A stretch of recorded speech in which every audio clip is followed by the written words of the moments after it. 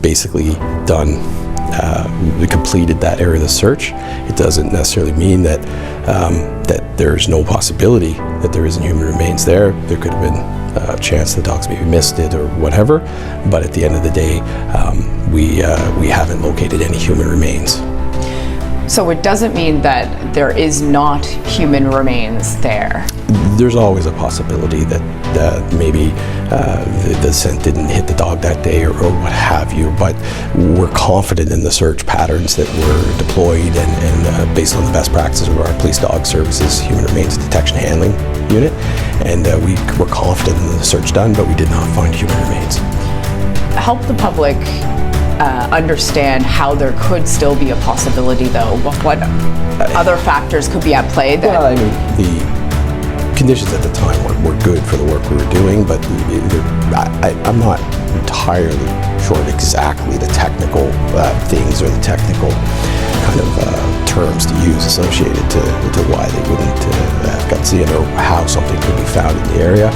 But regardless, they could be tucked away in different areas. There could be anything that could have caused an odor not to be picked up by the dog. But again, through our best practices and the training and expertise of our PDS handling unit, we feel we've exhausted the area as best as we can.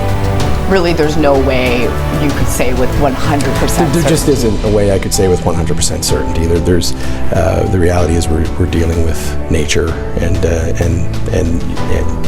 things could happen that we don't understand right now. And at the end of this, when we find out where Jack and Lilly are, bringing them home, then we should have those answers and understand better.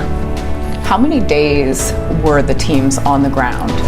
I believe it was around 3 days that the teams associated to this particular search, and they searched roughly 40 kilometers of area during that time. And what do you mean by 40 kilometers? Is that? Well, they do, again, I'm not a PDS dog handler, so I can't talk about all the specifics, and I wouldn't talk about all the specifics related to an investigation, but in general, they run certain search patterns, and they do, certain techniques and drills to kind of put the dogs out there and do the searching. So to say exactly how that looks, but they covered roughly 40 kilometers of area during the 3 days that they were searching, and covered all the areas that we felt were relevant to our investigation. Did they search inside the trailer? I would have to get back to you for specifics on that, but they did search in and around the property. I wouldn't be able to answer for sure right now. I could quickly find them. We'll get strapped on to find that answer, but I'm not sure if they went inside, but they did do the whole property around, and the area around there, the pipeline trails, where the pink blanket's at, and then intersecting paths and areas. So. Did one of the handlers question the children's stepfather, Daniel Martel? I can't comment on what was said between Mr. Martel and the dog handler. That's really not something I'm aware of or have knowledge on. I don't have any comment there. So. Would it be common practice for a dog handler to question people who are involved in investigation? There may be circumstances. I mean, I'm not sure that there's strict protocols on talking or not talking. I mean, when a dog handler, maybe not this circumstance, but if you show up somewhere and you need to use a dog, you would probably gather some information to help you get that started. So there could be reasons for sure for PDS to be talking to somebody at the scene to get the information they need. But again, there's no solid and fast rules on that. So yeah, they may talk to people when they deploy, when they may not. So. Given there were no human remains detected, and that these were locations that were the highest areas of probability, is there any other possibility of cadaver dogs being brought in again? Absolutely. If we have information or evidence or facts that suggest that there'd be benefit to bringing in whatever resources available to the Rcmp, we will look at deploying that resource when it's relevant, pertinent, and beneficial to the investigation. So if there were information or anything that we needed to do, or an area we needed to cover again, or anything like that, then we would look at bringing them back in and having that done. What happens now? Now we continue on with our investigative work. Nothing stopped from the second day of this investigation. A major crime took carriage and began collating and sorting and organizing the information and planning the investigation. We haven't stopped. We've talked with a number of people. We've got over 1,000 taskings that we're still creating new ones and developing new areas to gather information from. We've reviewed over 8,000 videos, thousands of hours of video from the area, and we've done an extensive ground search using both technical capabilities, partner agencies, GSAR, DNR, to as thoroughly as we possibly can search the area around the home and those other areas that I mentioned. And that's that. If we continue to gather information, make decisions based on that, and if the information suggests that we need to do more searching, we will. So the investigation hasn't let up since May 2nd? No, it has not let up, and it won't. This is not something that we stop working on. We've got 2 young children, Lilly and Jack, who've gone missing from their home, and it is a Missing Persons Act investigation still at this time. But we need to find answers to that. There's a lot of legitimate public concerns about how 2 children go missing and we can't find them, so we're going to continue until we have answers. Rcmp have been conducting forensic testing, including on the pink blanket that you mentioned. What can you say about what results came back or what we know about the forensic testing? Of course, I can't say much about the details because it's part of our investigation and there's a process we go through, and we don't want to put out much information. But we've been working with our National Laboratory Services to have the DNA testing done and to get any type of testing related to this investigation in as timely manner as possible. It's been at least a week since the dog handlers were on site. Why is there a lag in informing the public of what they didn't find?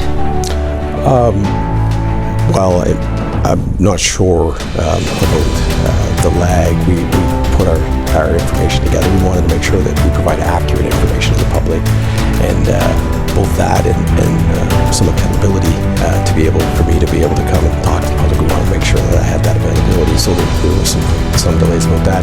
And we didn't have immediate information that we felt was going to change or collect evidence for us or change the direction of the investigation, so we felt we should maintain an organizational approach to this and make sure that we're prepared to provide the information we have and set up these Q&As. So that's a bit of a delay, but basically there wasn't immediate information we felt we needed to share with the public, and that we would take the time to get our messaging in line and set up the meetings like this.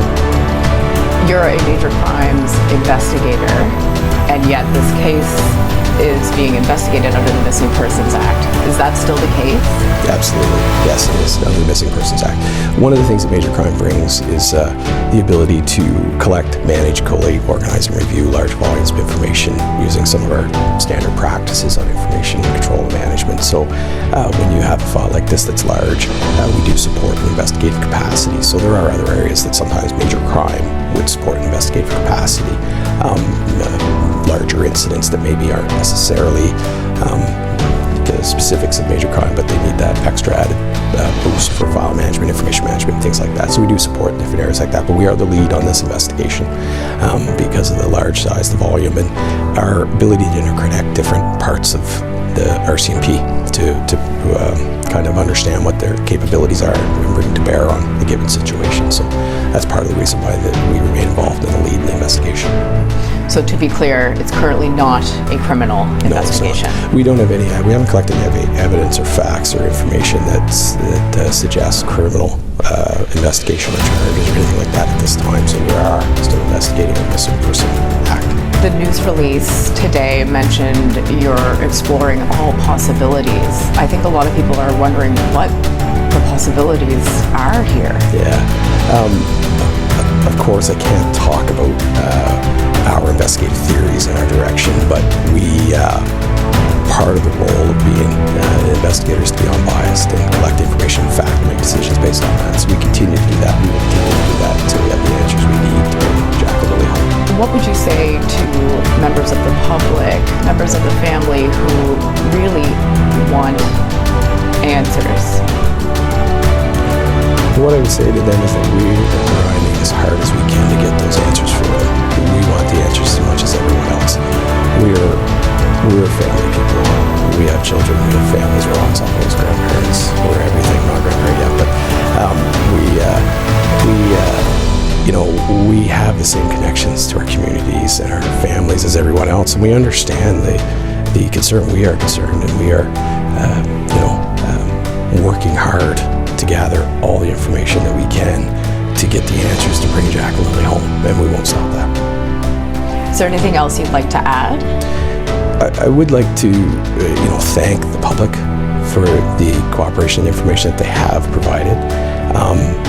I would like to just identify that if anybody does have any further information or facts or evidence or anything that they feel could assist us in locating Jack and Lilly, to please call us, and we will follow up and gather that information and follow up with that. So, but we do appreciate that. And I would like to say that, this is a very tough time for the public at large, the investigators, but especially the family. I can't imagine what they must be going through.